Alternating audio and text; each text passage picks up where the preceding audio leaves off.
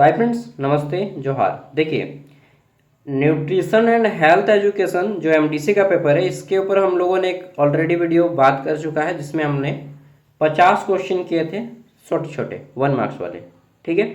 और इस वीडियो में हम लोग करने वाले हैं लॉग आंसर टाइप, जो कि 5 मार्क्स और 15 मार्क्स के लिए रहेंगे। ठीक है। तो बिना टाइम वेस्ट किए शुरू करते हैं इस वीडियो को। अगर आपको सारा पीडीएफ एक साथ चाहिए, सिर्फ 60 रुपया लगेगा। ज्ञान सागर ऐप इंस्टॉल कीजिए और कंप्लीट ग्रेजुएशन का सब पीडीएफ फ्री। कंप्लीट ग्रेजुएशन, किसी एक सेमेस्टर का नहीं, बल्कि कंप्लीट ग्रेजुएशन 60 रुपया लगा के अगर आपका सभी एग्ज़ाम अच्छा जाए तो कोई बुरी बात तो नहीं है ना। तो लगा लीजिए, अच्छी बात है। ठीक है, खरीद लीजिएगा। 60 रुपया में 4 साल का एक्सेस है। फिलहाल शुरू करते हैं आज हम लोग long answer type question answer. तो सबसे पहले हम देख लेते हैं। देखिए, सिलेबस यूनिट 1 है। यूनिट 1 से 8 प्रश्न आएंगे आपको। ठीक है। फिर यूनिट 2 है, इसमें आपके 6 प्रश्न दिए गए हैं। ठीक। और फिर आता है यूनिट 3, जिसमें हम लोग 5 प्रश्न डिस्कस करेंगे।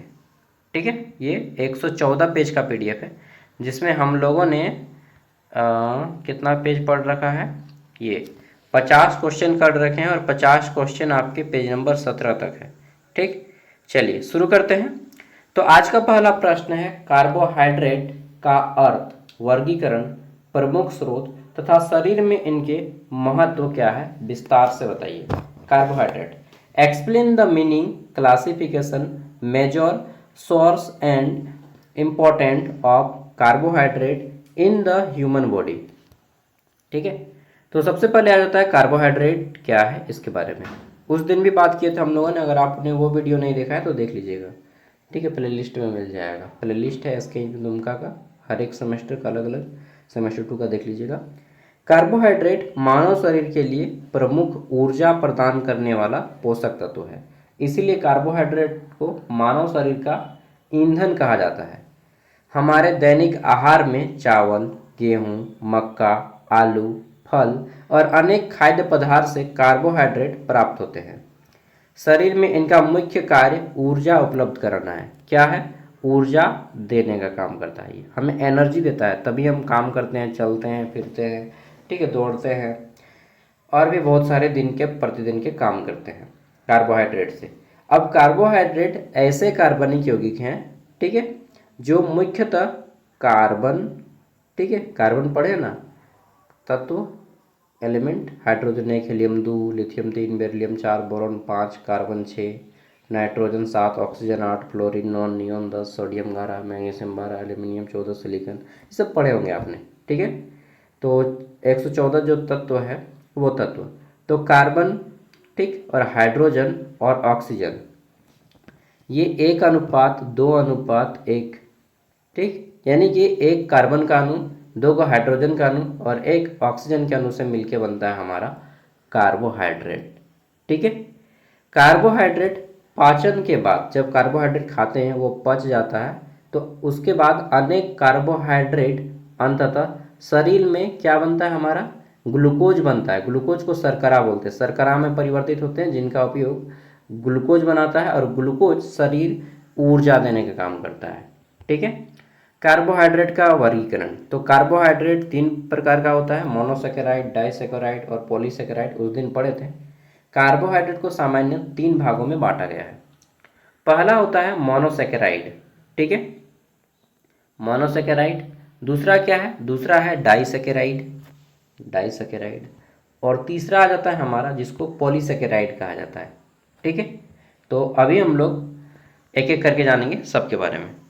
तो देखिए, मोनोसेकेराइड क्या होता है? मोनोसेकेराइड जो होता है, ये सबसे सरल कार्बोहाइड्रेट होते हैं, सबसे छोटे वाले, और इन्हें छोटे शर्करा अणुओं में नहीं तोड़ा जा सकता। ठीक है। जैसे अगर आप ग्लूकोज पानी पीते हैं तो वो मोनोसेकेराइड है। ठीक। कोई भी फल खाते हैं तो उससे जो हमें मिलता है फ्रक्टोज मिलता है, वो भी एक कार्बोहाइड्रेट है। ठीक है। फल से जितना भी मीठा वाला फल है वो फ्रक्टोज उसमें रहता है। ठीक है। फिर जो क्या बोलिएगा, जो ग्लैक्टोज एक होता है, ये भी आपका तीनों मोनोसेकेराइड है। ठीक है। ग्लूकोज शरीर की कोशिकाओं के लिए ऊर्जा देता है। अब आता है डाइसेकेराइड। ठीक है। डाइसेकेराइड। दो मोनो जो होता है मोनोसेकेराइड अणु के मिलने से डाइसेकेराइड बनता है, यानी कि ये ज़्यादा पावरफुल है बिल्कुल। जब दो को ये जो मोनोसेकेराइड है, दो को मोनोसेकेराइड मिलेगा तब जाके एक डाइसेकेराइड बनता है। ठीक है, डाइसेकेराइड का उदाहरण क्या है? सुक्रोज। सुक्रोज यानी कि ज़्यादा ताकतवर है, इसको पचाने में ज़्यादा ताकत मिलेगा, बिल्कुल ज़्यादा ताकत लगता है पचाने में, और ये हमारे शरीर के लिए उतना अच्छा नहीं है। जैसे कि सुक्रोज, सुक्रोज किससे मिलता है? चीनी से, तो चीनी नहीं खाना चाहिए, ठीक है, अकॉर्डिंग टू साइंस। लैक्टोज ये किससे मिलता है? दूध। इसलिए कहता है कि जब पेट खराब हो, ठीक है, बुखार आए, टाइफाइड हो या पाचन की समस्या हो, तो दूध, चीनी ये सब नहीं खाना चाहिए। माल्टोज, ठीक है, ये तीनों क्या है? तो ये डाइसेकेराइड है। ओके, ये पचने में ज़्यादा टाइम लेते हैं। सुक्रोज चीनी में पाया जाता है, जबकि लैक्टोज दूध में पाया जाता है। ठीक है, नेक्स्ट अब आता है पॉलीसेकेराइड। तो इनमें अनेक शुगर यूनिट्स जुड़े होते हैं, जैसे स्टार्च, ग्लाइकोलाइजन, ठीक है, सेल्यूलोज, ये और थोड़ा सा हाई पावर का है। अनेक शुगर के यूनिट्स होते हैं। स्टार्च पौधों में ऊर्जा का महत्वपूर्ण भंडार है, इसलिए ये पेड़ पौधे इसका उपयोग करते हैं, जबकि ग्लाइकोलाइजन मानव और अन्य जंतुओं में ग्लूकोज का प्रमुख भंडार रूप है। अब आ जाता है कार्बोहाइड्रेट के उपयोग, सॉरी स्रोत, कहाँ कहाँ से हमें मिलते हैं कार्बोहाइड्रेट? तो चावल खाएंगे तब मिलेगा, ठीक, गेहूं में मिलता है कार्बोहाइड्रेट, मक्का में मिलता है कार्बोहाइड्रेट, ज्वार में मिलता है कार्बोहाइड्रेट, बाजरा में मिलता है कार्बोहाइड्रेट, आलू में मिलता है कार्बोहाइड्रेट, शकरकंद में मिलता है कार्बोहाइड्रेट। आपने गाना सुना है, शकरकंद शकरकंद। फल में मिलता है कार्बोहाइड्रेट, दालों में उपस्थित कार्बोहाइड्रेट है, लेकिन दाल में सबसे ज़्यादा प्रोटीन पाया जाता है। चीनी और शहद में भी कार्बोहाइड्रेट मिलता है। कार्बोहाइड्रेट का क्या काम है? तो पहला काम है ऊर्जा देने का, शरीर में ये ऊर्जा देने का काम करता है, विशेष रूप से मस्तिष्क और कार्यरत मांसपेशियों के लिए ग्लूकोज, ठीक, ऊर्जा का भंडारण। अतिरिक्त ग्लूकोज शरीर में ग्लाइकोजन के रूप में मुख्यतः यकृत और मांसपेशियों में संग्रहित हो सकता है। प्रोटीन की बचत, पर्याप्त कार्बोहाइड्रेट उपलब्ध होने पर शरीर ऊर्जा के लिए प्रोटीन का उपयोग करता है। फिर आता है वसा के चयापचय में सहायक, यानी कि कार्बोहाइड्रेट, ठीक, का पर्याप्त उपयोग वसा के सामान्य मेटाबॉलिज्म में सहायता करता है। ये आहार फाइबर का भी स्रोत है, ठीक है, जो पाचन तंत्र के लिए बहुत जरूरी है। महत्वपूर्ण तथ्य क्या है? तो ग्लूकोज एक मोनोसेकेराइड है, स्टार्च एक डाइसेकेराइड है, ठीक, स्टार्च सॉरी सुक्रोज डाइसेकेराइड है और स्टार्च जो है पॉलीसेकेराइड है। ठीक है, फिर निष्कर्ष बता दीजिएगा कि कार्बोहाइड्रेट संतुलित आहार महत्वपूर्ण हिस्सा है और मानव शरीर का ऊर्जा देने वाला है। ठीक, अगर मनुष्य कार्बोहाइड्रेट नहीं खाएगा तो उसको एनर्जी नहीं मिलेगा अच्छे से। नेक्स्ट अब आता है प्रोटीन। प्रोटीन का अर्थ, वर्गीकरण, स्रोत तथा शरीर में इसके प्रमुख कार्य का विस्तार से बताइए। Explain the meaning, classification, source and major function of protein in the human body. तो देखिए जो प्रोटीन होता है, ठीक, प्रोटीन इसको क्या बोलते हैं? इसको शरीर बनाने वाला बोला जाता है कि यह मांसपेशी बनाता है, मसल्स को बनाता है। प्रोटीन मानव शरीर का अत्यंत महत्वपूर्ण पोषक तत्व है। शरीर की वृद्धि, विकास, कोशिकाओं की संरचना और अनेक जैविक क्रियाओं के लिए प्रोटीन आवश्यक है। प्रोटीन मुख्यतः एमिनो एसिड से मिलकर बने होते हैं। मैंने बताया था कि प्रोटीन 20 एमिनो एसिड से मिलकर बने होते हैं, जिसमें से 8 हम लोग बाहर से लेते हैं और 12 एमिनो एसिड हमारा शरीर खुद बनाता है, खुद, और 8 हम भोजन के माध्यम से लेते हैं। जब ये 8 एमिनो एसिड लेते हैं, जैसे कि दाल खा लिए, चाहे मीट खाएं, ठीक है, चाहे सोयाबीन बरी खाएं, कुछ भी खाएं प्रोटीन का सामान, और बाहर से 8 और शरीर के अंदर से 12, जब ये 20 को मिल गया, हो गया 20, तब इसको बोलते हैं प्रोटीन। तब ये प्रोटीन बनता है और हमारे शरीर में मसल्स बनाता है। ठीक है, तो प्रोटीन का अर्थ क्या है? प्रोटीन जटिल जैविक अणु है जो एमिनो एसिड की लंबी श्रृंखलाओं से बने होते हैं। शरीर में विभिन्न प्रकार के प्रोटीन अलग अलग कार्य करते हैं। ठीक है, प्रोटीन का पोषण संबंधी वर्गीकरण। पहला आता है पोषण की दृष्टि से। तो पोषण की दृष्टि से प्रोटीन को सामान्यतः 3 वर्गों में समझाया जाता है। पहला है पूर्ण प्रोटीन, एक होता है अपूर्ण प्रोटीन और तीसरा है आंशिक प्रोटीन। ठीक है, तो पूर्ण प्रोटीन ऐसे प्रोटीन जिनसे शरीर के लिए आवश्यक सभी क्या इसेंशियल एमिनो एसिड पर्याप्त मात्रा में पाए जाते हैं, उनको पूर्ण प्रोटीन कहते हैं। जैसे कि अंडा, दूध, मछली जैसे पशु आधारित खाद्य पदार्थ में कई प्रोटीन अच्छे गुणवत्ता वाले प्रोटीन स्रोत हैं। अपूर्ण प्रोटीन जिन प्रोटीन में क्या होता है, एक या अधिक इसेंशियल एनिमो एसिड, जो एनिमो एसिड होता है, अरे यार अमीनो एसिड होते हैं, उनमें पर्याप्त मात्रा में नहीं होते हैं, उनको अपूर्ण प्रोटीन कहा जाता है। ठीक, उनको खाइएगा तो आपको अच्छा सा प्रोटीन नहीं मिलेगा। जैसे कि प्लांट बेस्ड प्रोटीन, ठीक है, जो पेड़ पौधों से प्राप्त होता है, हालांकि उनकी गुणवत्ता अलग होती है। ये जो पूर्ण प्रोटीन है ये अक्सर आपको मांसाहार में मिलेगा, अंडा हो गया, दूध हो गया, मछली हो गया। ठीक, ये इनमें पूर्ण प्रोटीन है। अपूर्ण प्रोटीन जिसमें आधा अधूरा प्रोटीन मिलेगा, तो ये प्लांट बेस्ड, जैसे हम लोग कुछ पेड़ पौधा को खाते हैं उसमें जो हम प्रोटीन मिलता है तो वो आधा अधूरा है। ठीक है, इनकम्प्लीट प्रोटीन है। एक होता है आंशिक प्रोटीन जिनमें प्रोटीन की मात्रा बहुत कम होती है। तो ऐसे प्रोटीन जो जीवन को बनाए रखने में सहायता कर सकते हैं, लेकिन ग्रोथ और रिपेयर के लिए अनेक पर्याप्त अकेले मतलब वो पर्याप्त नहीं है। इसके साथ आपको और भी खाना होगा, इसके भरोसे आप नहीं रह सकते हैं। ठीक है, इसमें क्या क्या आएगा अपूर्ण प्रोटीन में, तो इसमें जितने भी फल खाते हैं आप सामान्य रूप से, जैसे कि हॉर्लिक्स वगैरह खा रहे हैं, तो वो सब आपको इनकम्प्लीट है, उसके केवल खाने से आपको थोड़ी ना सब कुछ मिलेगा। तो प्रोटीन के जो मुख्य स्रोत है जिसमें आपको अच्छा खासा प्रोटीन मिलेगा, पूर्ण प्रोटीन अंडा है, दूध है, मछली है, मांस है, दही है, पनीर है। अब बात यहाँ पे एक चीज़ आती है, मैं खुल के बता देता हूँ। अगर आप बोलिएगा मैं पोल्ट्री का अंडा खाता हूँ, ठीक है, और मुझे प्रोटीन मिलेगा, नॉट एट ऑल। प्रोटीन आपको पोल्ट्री का अंडा खाइएगा और बोलिएगा प्रोटीन मिलेगा तो आपसे बड़ा गधा और कोई नहीं है। देखिए, अगर आपको एक्चुअल में प्रोटीन चाहिए, क्योंकि वो जो प्रोटीन आप खा रहे हैं ना पोल्ट्री फार्म वाला, वो किससे बना है, इंजेक्शन से बना है। क्योंकि पोल्ट्री मुर्गी क्या खाती है, दाना खाती है। दाना किससे बना है, तो दाना केमिकल से बना है भैया। और मुर्गी को क्या दिया गया है, अंडा देने के लिए इंजेक्शन दिया गया है। ठीक, क्या मुर्गी मुर्गा के साथ रिलेशन बनाया और अंडा हुआ है ना, अरे भाई उसको इंजेक्शन देके वो अंडा निकाला गया है।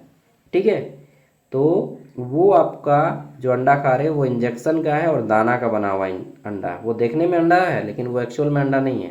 तो अगर आपको अंडा खाना है तो बत्तख का अंडा खाइए, गेड़े जिसको बोलते हैं, गेड़े गड़े गड़े गड़े, मुर्गी का अंडा खाइए। ठीक है, मुर्गी का अंडा खाइए, बत्तख का अंडा खाइए। ठीक है, देहाती वाला। तो फिर क्या करना होगा, पालिए पालिए यार, मुर्गी पालिए, बत्तख पालिए, अच्छा है, घर में एक दो को रहेगा। ठीक है, तो मुर्गी अगर रहेगा ना तो भोरे उठा देगा, तो फिर आपको जल्दी सोना है 8 बजे। ठीक है, मुर्गी नहीं, मुर्गा रहेगा तो वो बांग देने लगता है। क्योंकि मेरे घर में मुर्गा था ना, तो 4 बजे भोर होता था, ससुर 3 बजे भोर होता था, एकदम कुकरू चू डेली एकदम कर। तो मैं ये चीज़ कहना चाहता हूँ कि अगर आप पोल्ट्री भी खाते हैं, पोल्ट्री फार्म मत खाइए। ठीक, इससे बहुत सारा बॉडी में हार्मफुल होता है, मैंने पिछले वीडियो में बताया था। मीट भी खाना है तो देहाती मुर्गे खाइए। ठीक है, देहाती मुर्गा खाइए, थोड़ा सा महंगा रहता है, कम खाइए, इससे अच्छा है ना। ज़्यादा नहीं खाना है, कम ही खाइए, 1 पाव का खाइए। और इससे अच्छा अगर आप नहीं खाएंगे तो और अच्छा है। और मछली भी खाना है तो देहाती मछली खाइए, कोशिश कीजिए बर्फ़ वाला मछली कम से कम खाएं, छोटा वाला मछली खाएं। ठीक, और यही सब चीज़ें, पोल्ट्री को छोड़ दीजिए। बाकी दूध दही पनीर खा सकते हैं, लेकिन सबके बॉडी में सूट नहीं करता। जैसे कि मैं ज़्यादा दूध दही खाता हूँ तो क्या होता है ना कि गैस बनने लगता है मेरा। ठीक है, तो इसलिए मैं दूध वगैरह से थोड़ा सा कम खाता हूँ। तो आपको देखना है कि क्या आप पचा पा रहे हैं। नेक्स्ट, वनस्पति स्रोत जिसमें आप दाल, ठीक, दालें, चना, राजमा, सोयाबीन, मूंगफली, मटर, विभिन्न नट्स और सीड्स खा सकते हैं। ठीक है, अब आ जाता है प्रोटीन में। शरीर में प्रोटीन का क्या काम है, तो मैंने बताया कि ये हमारे मसल्स को बनाते हैं। बच्चों में वृद्धि, जो हाइट होता है ना, उसको बढ़ाने का काम करता है। बच्चों में, किशोर में शरीर को वृद्धि और विकास के लिए जरूरी है प्रोटीन। ऊतकों की मरम्मत करता है प्रोटीन। ठीक है, शरीर की क्षतिग्रस्त कोशिकाओं और ऊतकों की मरम्मत में प्रोटीन सहायक है। एंजाइम निर्माण, शरीर में अनेक एंजाइम प्रकृति के होते हैं और वे विभिन्न जैव रासायनिक प्रतिक्रियाओं को नियंत्रित करने में सहायक होते हैं। हार्मोनल और अन्य जैविक पदार्थ, कुछ हार्मोन्स और अनेक महत्वपूर्ण जैविक पदार्थों के निर्माण में प्रोटीन की भूमिका होती है। ठीक है।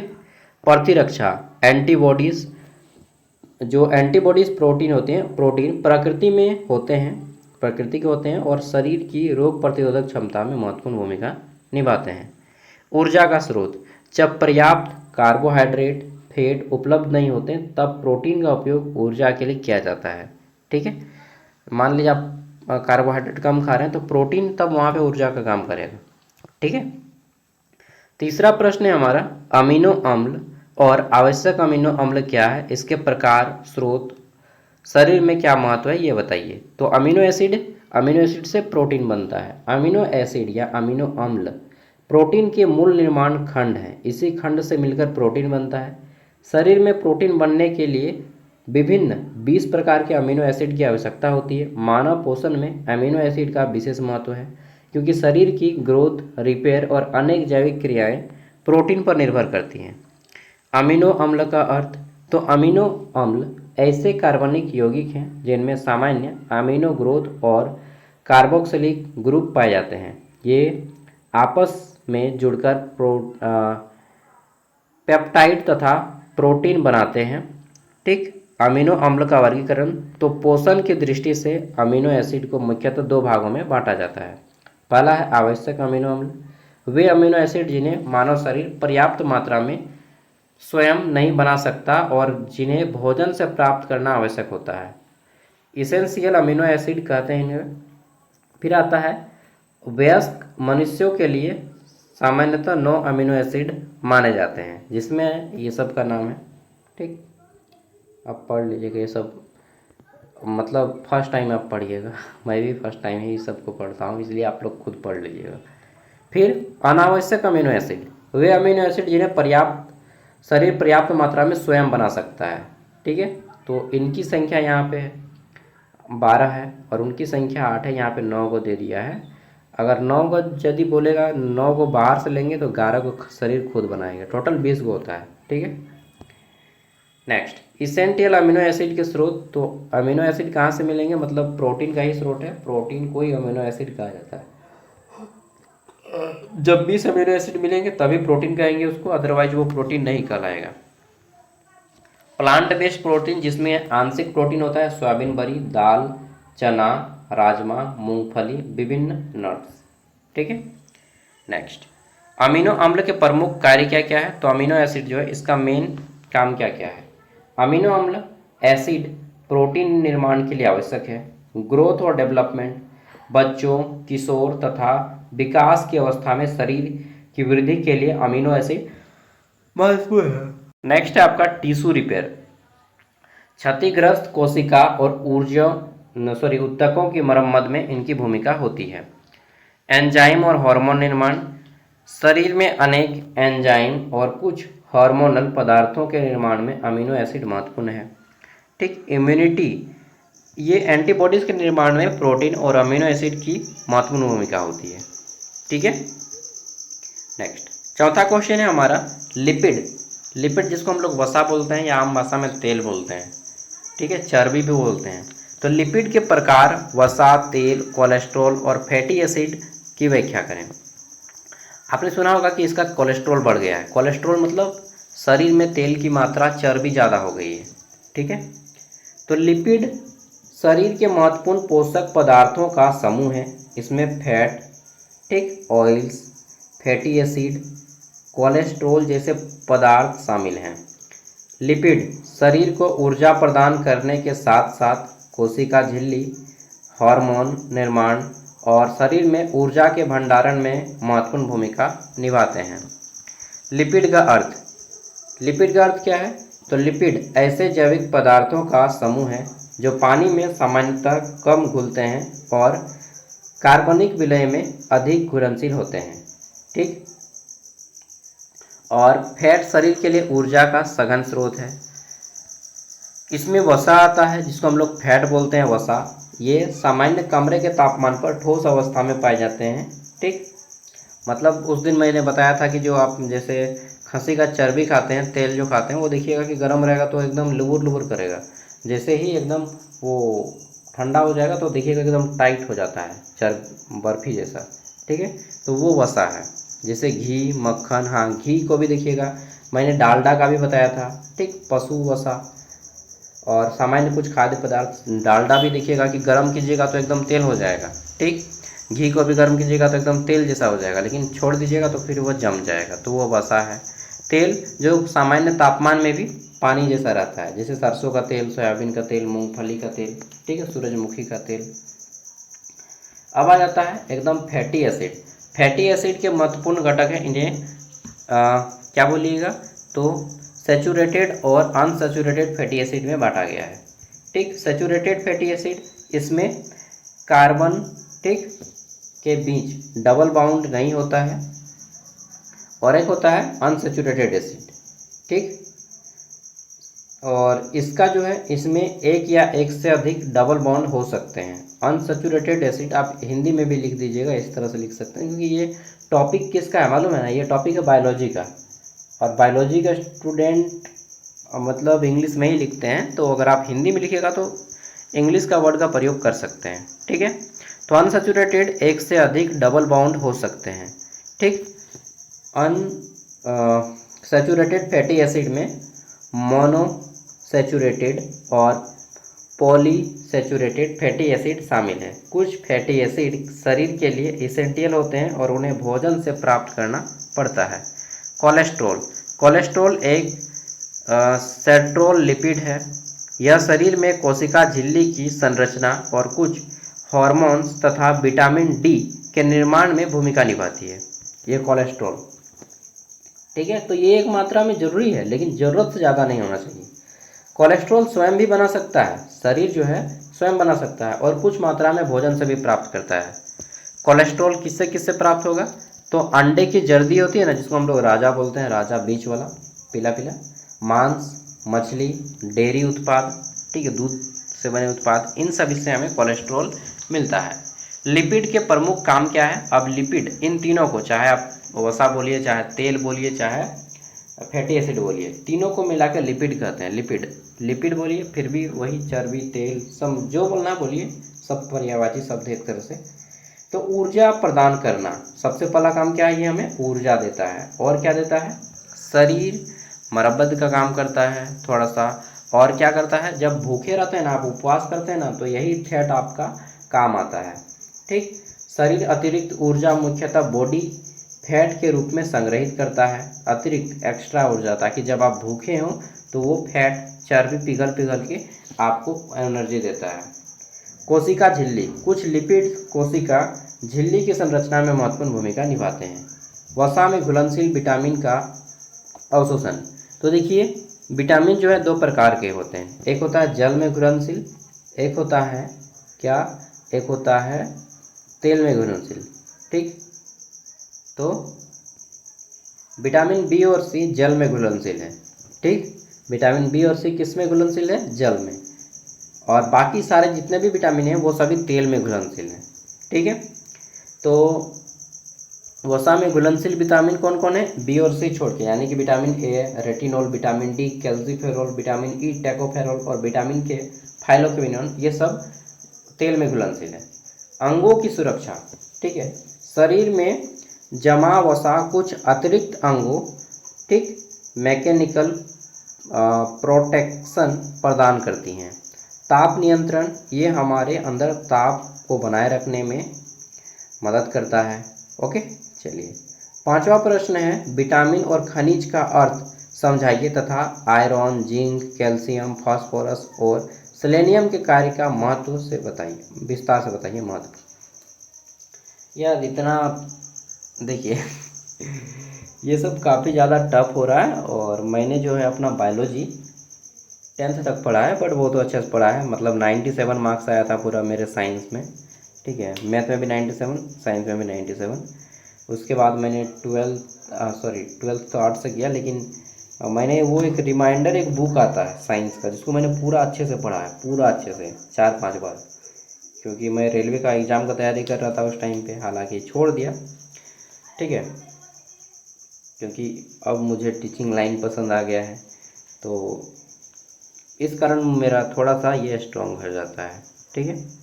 मानव शरीर को स्वस्थ रखने के लिए कार्बोहाइड्रेट, प्रोटीन, लिपिड जैसे ये मोनोसेकेराइड्स के साथ साथ विटामिन और मिनरल्स की भी आवश्यकता है। और ये क्वेश्चन किसका है? विटामिन और मिनरल्स का, ठीक है। तो विटामिन क्या करता है और मिनरल्स, जिसको हम लोग विटामिन और खनिज बोलते हैं, ये हमारे शरीर में चयापचय में काम आती है, ठीक है। विटामिन और मिनरल्स शरीर में अपेक्षाकृत कम मात्रा में आवश्यक होते हैं, लेकिन इनके बिना महत्वपूर्ण जैविक क्रियाएं सामान्य रूप से नहीं हो सकती।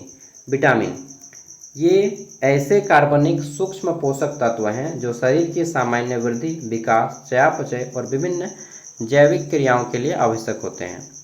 उदाहरण के लिए vitamin A, B complex, C, D, E के महत्वपूर्ण विटामिन हैं, ठीक। खनिज मिनरल्स अकार्बनिक पोषक तत्व हैं, इनमें कैल्शियम, आयरन, जिंक, ठीक, फास्फोरस और सेलेनियम जैसे तत्व शामिल होते हैं। आयरन गोली मिलता है ना, आपने खाया होगा, मैंने बताया था पिछले वीडियो में। ये खून बढ़ाने का काम करता है, हीमोग्लोबिन के निर्माण में सहायक है, ठीक, खून बढ़ाने का काम करता है। तो किससे मिलता है? दाल खाइए, पत्तेदार सब्जी खाइए, ठीक, बीन्स खाइए, मीट में भी होता है। आयरन की कमी से आपको एनीमिया हो सकता है, जिसको खून की कमी कहते हैं, एनीमिया कहते हैं, ठीक है। मैंने हीमोग्लोबिन भी बताया था कि गर्ल्स का हीमोग्लोबिन अगर 10 ग्राम से कम है तो उसको एनीमिया कहेंगे।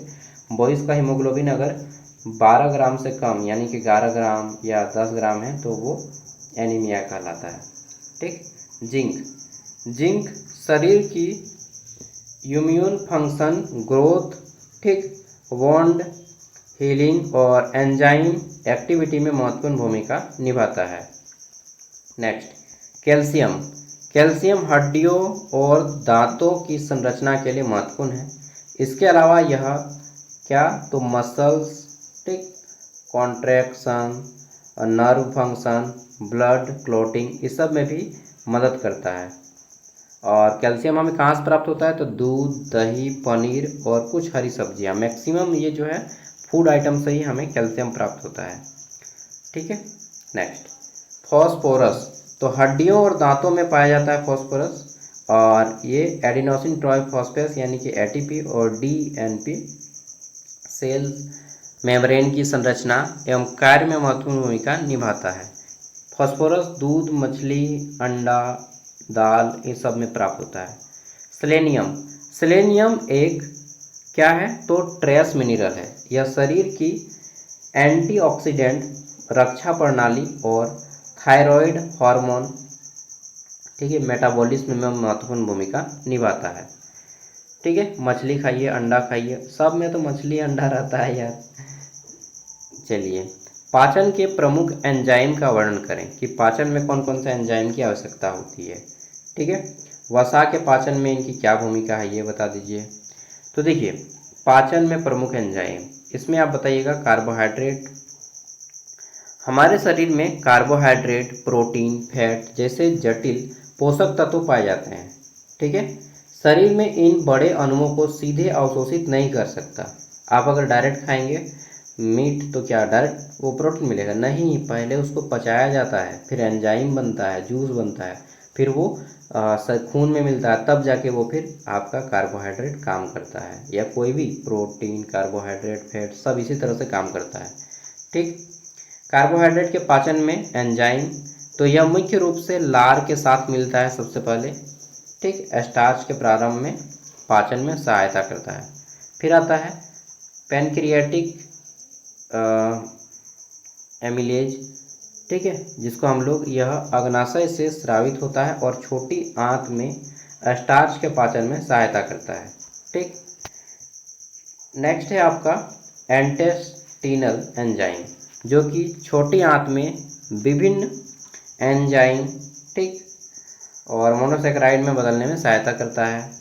ये सब आपके पाचन में सहायता करते हैं। प्रोटीन के पाचन में एंजाइम, तो प्रोटीन पेट में कार्य करने वाला महत्वपूर्ण क्या है, प्रोटीन डाइजेस्टिव एंजाइम है, या प्रोटीन को छोटे छोटे पेस्टिसाइड में तोड़ने में सहायता करता है। ठीक, चलिए आज इतना ही रखते हैं। नहीं नहीं, पूरा सब दिखा देते हैं क्वेश्चन सब। फिर आता है रोग के बारे में थोड़ा सा कि इनके कमी से, जैसे कि एनीमिया खून की कमी, क्वास्कियर हड्डियों का रोग है, मेरामस भी हड्डियों का रोग है, विटामिन डी की कमी से होता है। जो पोषण संबंधी रोग, ठीक है, का अर्थ, कारण, लक्षण और रोकथाम बताइए। तो शरीर को पर्याप्त संतुलन मात्रा में अगर आप भोजन नहीं दीजिएगा तो शरीर में विटामिन और मिनरल्स की कमी हो जाती है। एनीमिया, क्वास्कियर, मेरामस प्रमुख पोषण संबंधी समस्याएं उदाहरण हैं। ठीक है, एनीमिया, एनीमिया ऐसी स्थिति है जिसमें रक्त की ऑक्सीजन, ठीक, कैरिंग कैपेसिटी सामान्य से कम हो जाती है। ठीक है, यानी कि खून की कमी हो जाती है।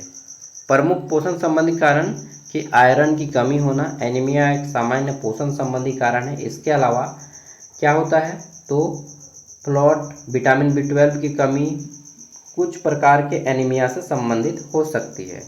ओके ओके, प्रमुख लक्षण थकान, ठीक है, जैसे कि मुझ में विटामिन B12 की थोड़ी सी कमी है, विटामिन B12 और विटामिन डी, ठीक है, मतलब जैसे कि 250 से कितना रहता है यार, 1100 या कुछ रहता है, तो मेरा है 280 के आसपास था विटामिन। ठीक है, तो थोड़ा सा मेरा बॉर्डर लाइन में, हमको खा के थोड़ा सा बढ़ाना पड़ेगा विटामिन B12। ठीक है, नहीं तो आपको एनीमिया जैसा हो सकता है। प्रमुख लक्षण थकान, कमजोरी, चक्कर, त्वचा का पीला फीका दिखाई देना, ठीक, और काम करने की क्षमता में कमी आना। रोकथाम आयरन और अन्य आवश्यक पोषक, संतुलित आहार लेना तथा आवश्यकता पड़ने पर चिकित्सकीय सलाह लेना। क्वास्कियर एक रोग होता है, इसमें क्या होता है, प्रोटीन की कमी हो जाती है जिसको कुपोषण बोलते हैं। ठीक, प्रमुख विशेषता क्या है, बच्चों में शरीर में सूजन हो जाता है, ठीक, पेट बड़ा हो जाएगा और बाकी सभी अंग छोटे हो जाएंगे थोड़ा थोड़ा। ठीक है, मतलब पेट ज़्यादा बढ़ेगा। लक्षणों में ग्रोथ रिटार्डेशन कम हो जाता है, ठीक, कमजोरी होती है, बालों तथा त्वचा में परिवर्तन शामिल होता है। रोकथाम बच्चों को पर्याप्त प्रोटीन और एनर्जी वाले संतुलित आहार देना। ठीक है, मेरामस, मेरामस गंभीर एनर्जी और प्रोटीन डेफिशिएंसी संबंधित कुपोषण है। इसमें क्या होता है, तो शरीर का वजन और बॉडी फैट काफ़ी कम हो जाता है, बच्चा अत्यधिक दुबला दिखाई दे सकता है। रोकथाम पर्याप्त एनर्जी, प्रोटीन और अन्य आवश्यक न्यूट्रिएंट वाला संतुलित आहार लेना है। तीनों के प्रमुख अंतर रोग, एनीमिया आयरन की कमी से होता है, क्वास्कियर प्रोटीन की कमी से होता है, और मेरामस ऊर्जा और प्रोटीन यानी कि कार्बोहाइड्रेट और प्रोटीन दोनों की कमी से होता है। ठीक है, बाकी आप डिटेल में लिख सकते हैं। अंतिम है आज का, यही करेंगे, उसके बाद नेक्स्ट वीडियो में सब कंप्लीट कर लेंगे। ठीक है, विटामिन और खनिजों की कमी से होने वाले प्रमुख रोग के बारे में बताइए कि विटामिन और खनिज की कमी से कौन कौन से रोग होते हैं। ठीक है, जिसमें यहाँ पे ये सब रोगों का नाम है, ऑस्टोपारियोसिस, ठीक, स्कर्वी, रिकेट्स, पेलाग्रा, बेरीबेरी, ठीक, और रात्रि अंधता, नाइट ब्लाइंडनेस, और गोइटर जिसको हम लोग घेघा रोग बोलते हैं या थायराइड बोलते हैं। तो शरीर में विटामिन की कमी से अलग अलग रोग हो सकता है। ठीक है, मिनरल्स की लंबे समय तक कमी होने पर विभिन्न डेफिशिएंसी डिजॉर्डर हो सकते हैं। इनमें हड्डी, त्वचा, तंत्रिका तंत्र, आँखों और थायराइड ग्लैंड से संबंधित समस्याएं शामिल हैं।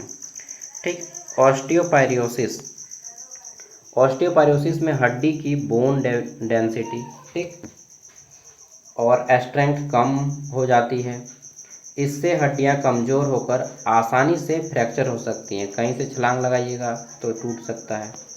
संबंधित पोषक तत्व कैल्शियम, विटामिन डी का पर्याप्त सेवन और बोन हेल्थ के लिए महत्वपूर्ण है। ठीक, स्कर्वी, तो स्कर्वी विटामिन सी डेफिशिएंसी से होता है, विटामिन सी की कमी से स्कर्वी होता है। प्रमुख लक्षण क्या है विटामिन सी की कमी होने का, मसूड़ों से खून आएगा, कमजोरी, ठीक, घाव भरने में देरी, घाव हो जाएगा तो ज़्यादा टाइम लगेगा भरने में, त्वचा पर कुछ प्रकार के रक्तस्राव के लक्षण हो सकते हैं। ठीक, स्रोत क्या है, आंवला खाइए, संतरा, ठीक, अमरूद खाइए और अन्य फल। सबसे अच्छा है आंवला, नींबू, संतरा और अमरूद। ठीक है। रिकेट्स बच्चों में मुख्यतः विटामिन डी डेफिशिएंसी से होता है। ठीक है। इससे हड्डियों के सामान्य जो आपका मिनरल्स होता है वो कम हो जाता है, कैल्शियम और फास्फोरस कम हो जाता है। ठीक है। इससे हड्डियां कमज़ोर होती हैं और आपको कमजोरी फीलिंग होगा। पेलाग्राफ मुख्यतः क्या है, तो ये विटामिन बी कॉम्प्लेक्स का एक भाग है, B3। ठीक है। इसके क्लासिक लक्षणों को 3DS से याद किया जाता है। इसमें त्वचा में परिवर्तन, दस्त, ठीक, मानसिक स्थिति में परिवर्तन हो सकता है। ओके, नेक्स्ट आगे देख लेते हैं। अगला जाता है बेरी। तो बेरी थायमिन B1 डेफिशिएंसी से होता है। इसमें नर्व सिस्टम, मतलब थोड़ा सा मानसिक रूप से भी आप चिड़चिड़ापन, तनाव, स्ट्रेस, ठीक है, घबराहट, ये सब होती है। मतलब विटामिन बी जो है, अगर आप वो कम हो जाएगा तो थोड़ा सा आपको मानसिक रूप से परेशान हो सकते हैं। ठीक है। नेक्स्ट आगे देख लेते हैं नाइन ब्लाइंडनेस मुख्यतः विटामिन ए डेफिशिएंसी से संबंधित है। ठीक। इसमें कम रोशनी में देखने में कठिनाई हो सकती है। विटामिन ए के स्रोत में गाजर, हरी पत्तेदार सब्जियां, अंडा और कुछ अन्य खाद्य पदार्थ शामिल हैं। ठीक है। गोइटर, जिसे घेंघा रोग कहा जाता है, तो इसमें थायराइड ग्लैंड का आकार बढ़ सकता है। ठीक। आयोडीन डेफिशिएंसी इसका एक प्रमुख पोषण संबंधी कारण हो सकता है। रोकथाम, आयोडीन नमक युक्त का उचित उपयोग करें, और आयोडीन नमक का रोकथाम मतलब देखिए, आयोडीन नमक खाइए, ठीक है, लेकिन ज़्यादा मात्रा में मत खाइए क्योंकि वो भी खतरा है। ज़्यादा मात्रा में खाएंगे तो फिर आपको बीपी संबंधी समस्या हो सकती है। ठीक। विटामिन सी की कमी से अस्कर्वी होता है, खट्टे फल खाइए। विटामिन डी की कमी से रिकेट्स हो सकता है, सूर्य की रोशनी में रहिए, और अंडा और क्या बोलिएगा, विटामिन का कॉम्प्लेक्स खाना पड़ेगा। एक चीज़ जान लीजिए, जो लोग शाकाहारी हैं उनको थोड़ा सा दिक्कत हो सकता है इसमें, ठीक है, विटामिन डी वाले में। पेलाग्रा, ठीक, विटामिन B3 की कमी से, बेरी B1 की कमी से, नाइन ब्लाइंडनेस विटामिन ए की कमी से। ओके। रोग, गोइटर, जिसको आयरन डेफिशिएंसी का प्रमुख संबंध है, और आयोडीन डेफिशिएंसी का प्रमुख संबंध है, इसकी कमी से थायराइड होता है। ठीक है। ऑस्टियोपोरोसिस कैल्शियम और विटामिन डी की कमी से होता है। चलिए अब हम लोग नेक्स्ट वीडियो में यूनिट 2 के क्वेश्चन आंसर करेंगे। ठीक है। मानव विकास के विभिन्न चरणों, पूरा पाषाण, मध्य पाषाण, नवपाषाण काल में भोजन आहार में परिवर्तन की व्याख्या कीजिए। ये नेक्स्ट वीडियो में हम लोग करेंगे, यूनिट 2 और यूनिट 3 नेक्स्ट वीडियो में। ओके, बाय, जोहार।